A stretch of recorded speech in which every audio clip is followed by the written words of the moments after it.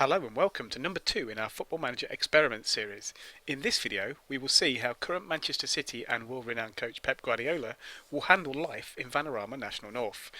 He's taken over as manager of Boston United. Let's skip forward to 10 years into the future.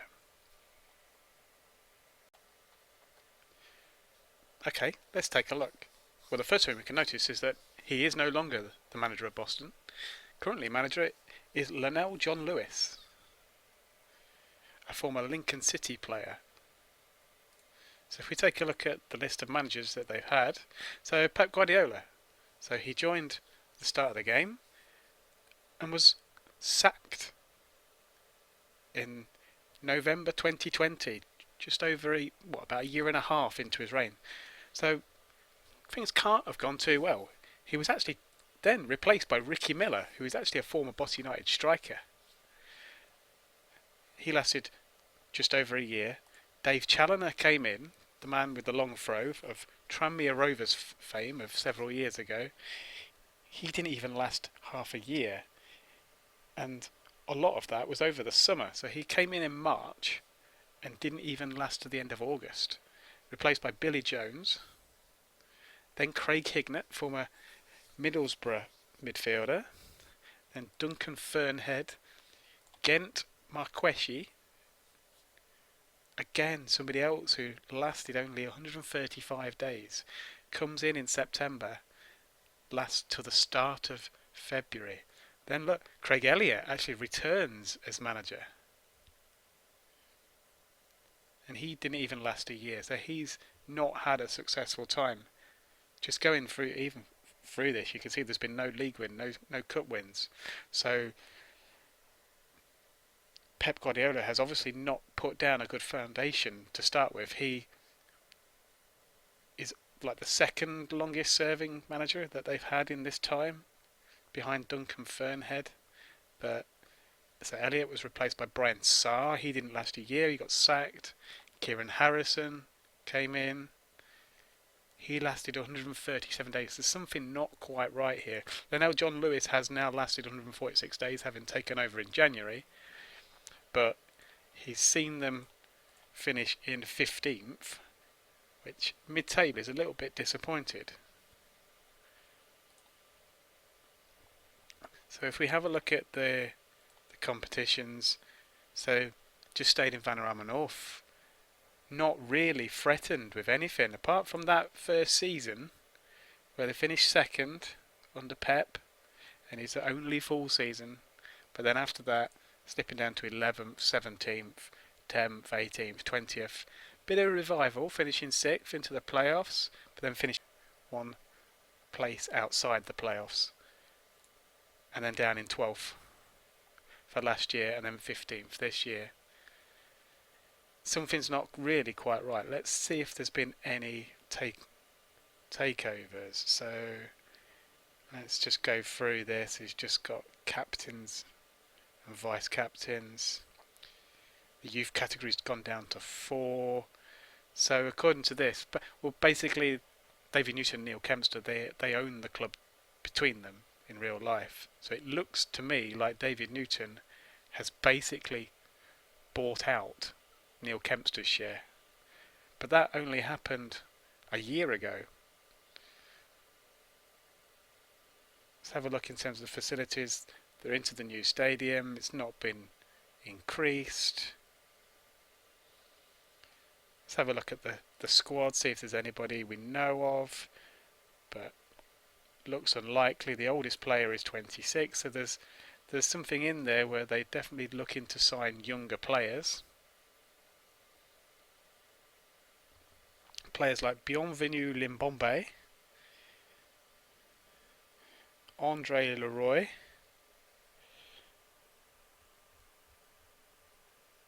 but yeah, a little bit disappointing. Let's see if we can have a look at Pep.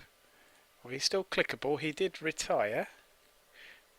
If we go back, so it looks like Boston was his last job. So if we go staff history, yeah. So basically, after being sacked by Boston, he decided to give up football. Retired at the age of 55. Nobody wanted to take him on after being sacked by Boston. Let's just have a look and see what else is going on in the world. If we go up to the Premier League, so Liverpool are current champions by 1 point over Spurs. If we look at previous winners, very, very blue in terms of City and Chelsea seemingly alternating. Definitely Chelsea winning it every other year. Manchester United grabbing it in 25-26. Liverpool just winning the last one. That's their first top two finish since 23-24. Look at the Championship, see if there's anybody out of the ordinary in there. Doesn't really look like it. Down in League One, is there anybody who's kind of gone down and back up again? You've got Birmingham, Lincoln getting a promotion, Stoke going back up, Sheffield Wednesday. Look at League Two, are there any big clubs in there?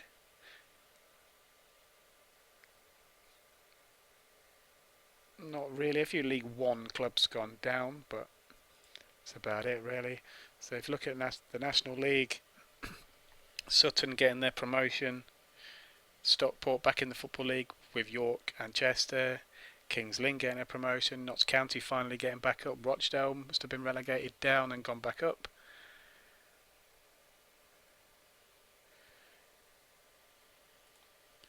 National League North, so there we go in that first season.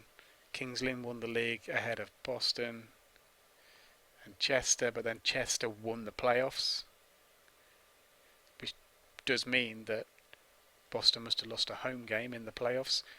Then York, Kerrs and Ashton, let's see where they are now. They're back in the National League North. Brackley, Kings Lynn again, but they're in League 2. They've just finished bottom of League 2 by quite a margin as well. Is that their first season in the Football League? I assume so. Yes, it is.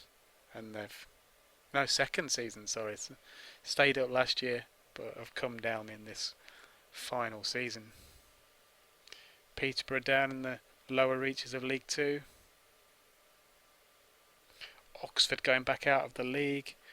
Crewe just surviving. Accrington, Grimsby. Let's just check League 1. Any big clubs down there? So Portsmouth still there, and they seem to have gone up and come back down. Luton back in League 1. Wigan back in League 1. Wrexham missing out in the playoffs.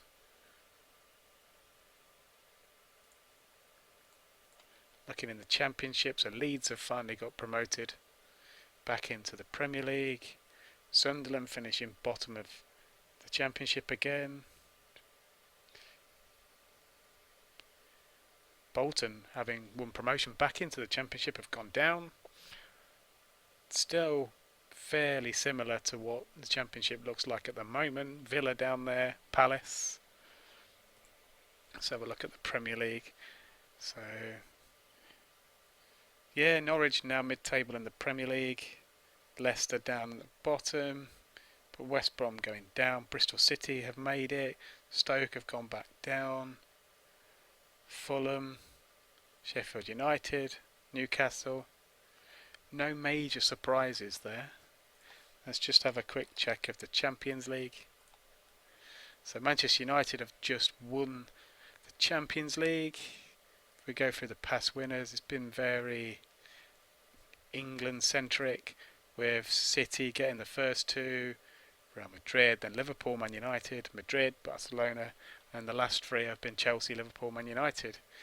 If you look, Real Madrid continuing their form of getting into finals, but having lost 4 of the last 10. Liverpool have lost 3 of those 10 as well. So basically, Liverpool or Real Madrid, or both, in a couple of cases,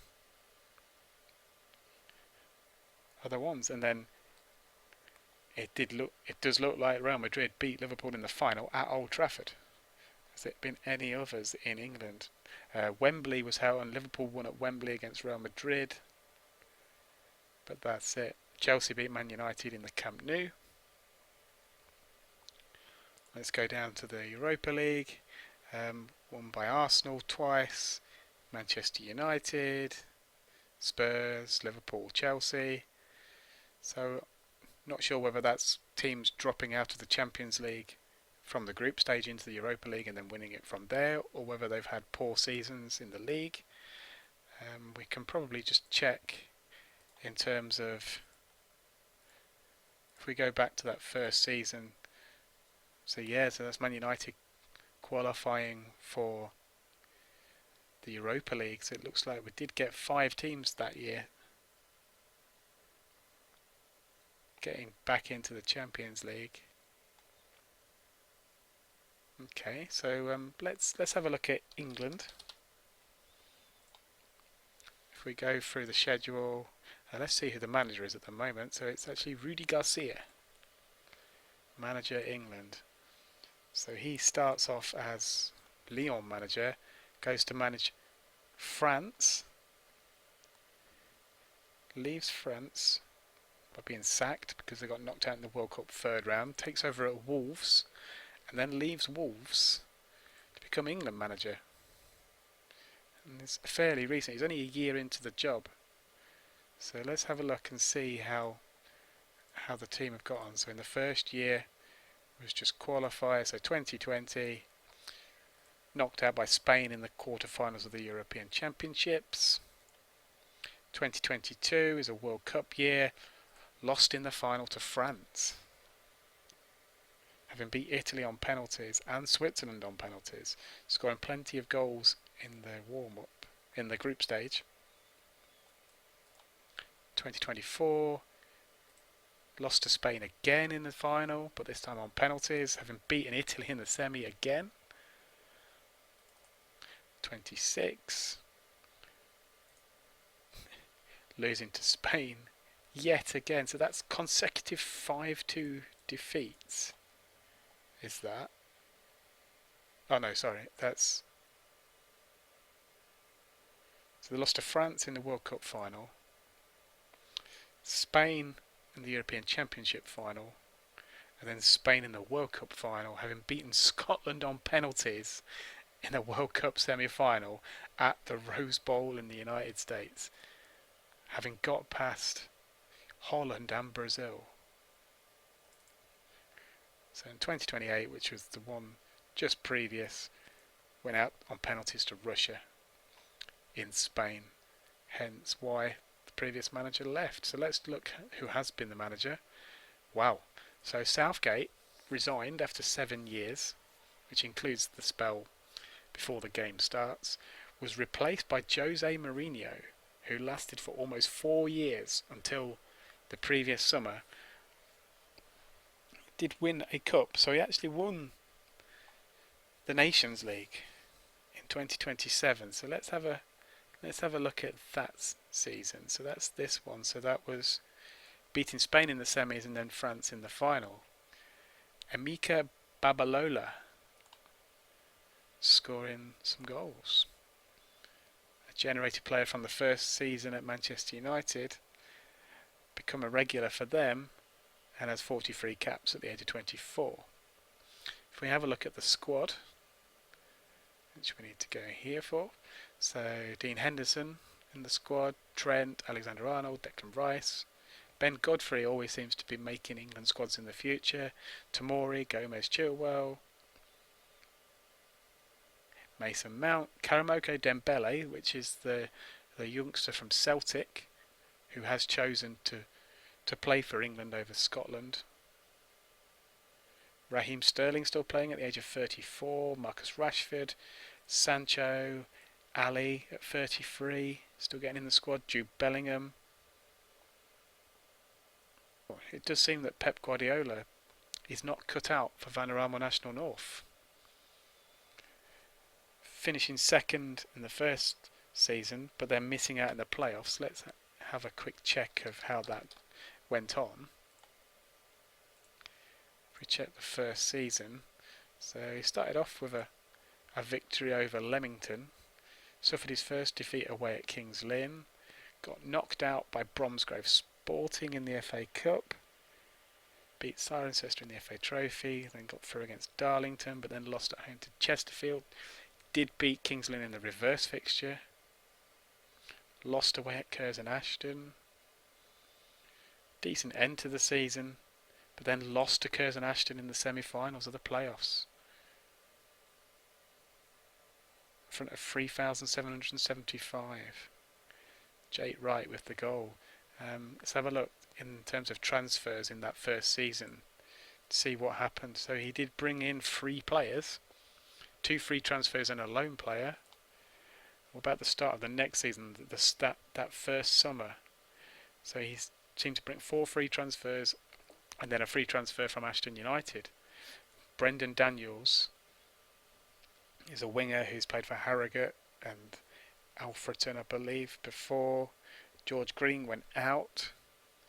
But yeah, that apart from that first season, he doesn't seem to be able to carry on, especially that second season. If we check and see why he got sacked, presumably, so if we check what day he got sacked, so it was 28th of November, which is all the way down here. So that was after a home defeat by Guiseley, presumably having been knocked out of the trophy by Kidderminster, and 4-1 in the FA Cup first round to Fleetwood. So he had a bit of a decent run before then, but it looks like November has sealed his fate. But then even the replacement, Ricky Miller, didn't exactly have a brilliant end to the season. Cool. Well, we're going to leave it there, and we'll find out who the next man to be put in charge of Boss United is in our next video. Thank you very much for watching.